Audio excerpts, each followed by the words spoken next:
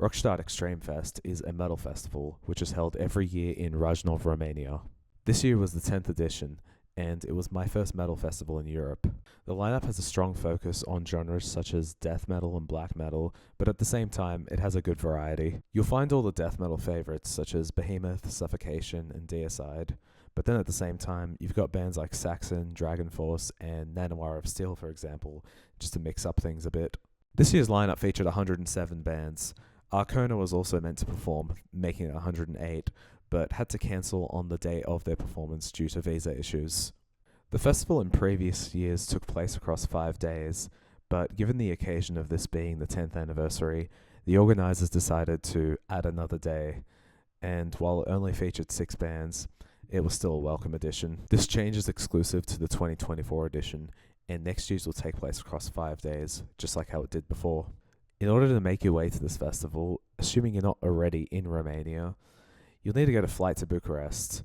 After this, you can choose between a bus or a train to Brasov. Just a warning with the trains, they're not the most reliable you'll find. If it happens to break down in the middle of nowhere, don't be surprised.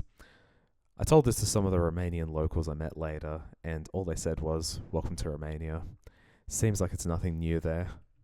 Thankfully, I still made it in time for the festival, as I was getting there the day before. The festival is about a 20 to 30 minute drive from Brasov, near the Rajnov fortress. You can choose to stay in hotels in Bran, Rajnov, or Brasov, or if you don't really want to do that, you can also choose to camp at the festival, as they have a campsite right outside the festival gate. Upon entry at the festival, you're provided with a wristband, which looks like this, and also the payment card, where money can be topped up at a designated top-up station, which means no cash. All food, drinks, and merch are purchased through this way. It did take a good 30 minutes to get this all together on day one, which I don't think is the worst, but I did hear about people who arrived later having to wait much longer, even up to about 2 hours. I got there an hour before the first band, so this is all sorted out fairly quickly. I feel like Rockstadt gets the festival layout correct. It's incredibly simple, and if you got lost, I'd be surprised.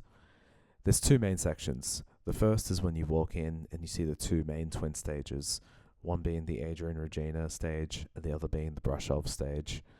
The other section is about a 5-minute walk away, and that's where the Andrei Kalmuk stage can be found. The area itself is a lot smaller than where the main 2 stages are located. The quality of the food overall was pretty good. There was a lot of diversity, regardless of your dietary restrictions, if you had any, and the lines, for the most part, were fairly tolerable. For the merch, you could find shirts for every single band on the lineup, with Cattle Decapitation making an exclusive shirt just for this festival, and from what I heard, it sold out very quickly. There are also the festival shirts, and in this case, this was the only shirt I was able to get. As for the bands, there were a pretty wide variety in terms of metal subgenres, and a mix of bands outside of metal as well.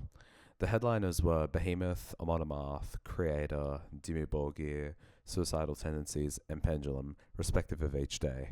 Now, I'm not going to cover every single band that I saw this year because that would keep us all the way until Rockstadt 2025. This will be done in 4 different categories, starting with death metal, then thrash metal, then black metal, and ending with a few favorites outside of those genres. Starting with the death metal bands, the first one I wanted to mention was Behemoth. They were easily one of my favorite bands on the festival, and played one of the most in-depth sets.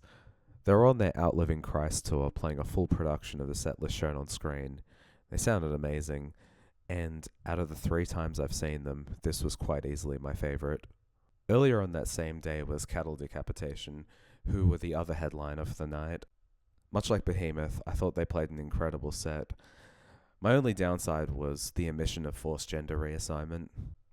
Most of their set list was focused on Terracite and Death Atlas, to be fair.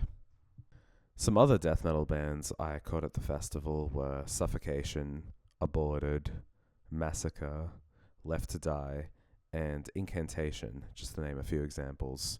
Out of the few names just previously mentioned, I think Suffocation were the real standout here. This festival also had a very good selection of thrash metal bands. The main standout here is the German Big Four of thrash metal, Creator, Sodom, Destruction, and Tankard. Out of those 4, I feel like Creator stood out the most. They had a far more elaborate production than the other 3. But Sodom, Destruction, and Tankard were also a blast to watch, and still run in the Circle Pit too. The festival featured other thrash metal legends such as Testament, Exodus, Havoc, and Toxic Holocaust. Overall, a massive pull for the thrash scene. A personal highlight of mine is seeing Exodus and being part of the Wall of Death during Strike of the Beast near the end. Rockstadt also had a massive roster of black metal bands to see as well.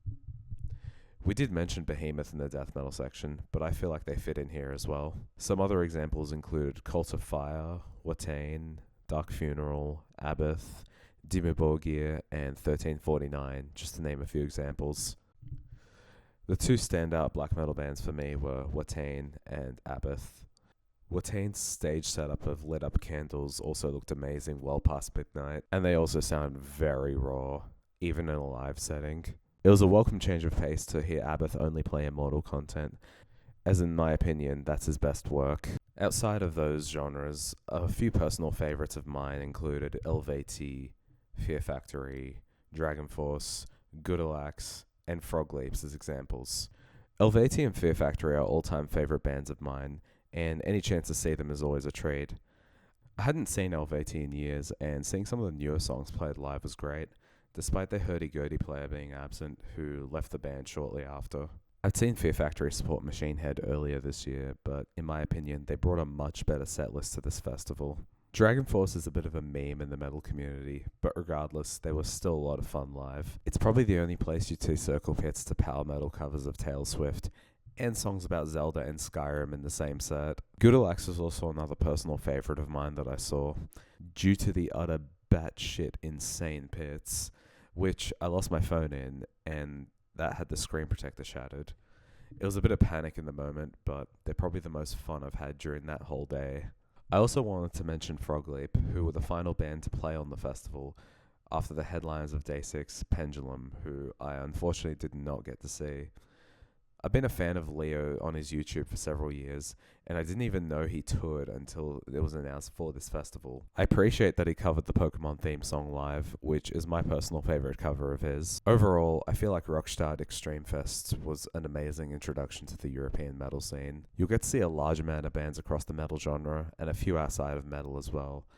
It's hard to catch a break here because it did turn into a marathon of bands, especially on day 4. As a whole, the festival is incredible. The main downsides I'd like to point out at the festival, first off, is some sets getting delayed. Luckily for me, the only band that did get delayed was Havoc by 10 minutes. There were some minor sound issues during the festival as well, but nothing that got in the way too much. The main downside for me, however, is the gravel flooring near the main stages. Just be aware if you're wearing any heavy-duty boots, that could seriously hurt your feet over the course of 6 days. Overall, I don't think these issues would necessarily stop me from returning to the festival next year, and looking at who's announced at the moment, it's looking quite tempting. Anyway, that's all from me, and I hope to do another one of these later on.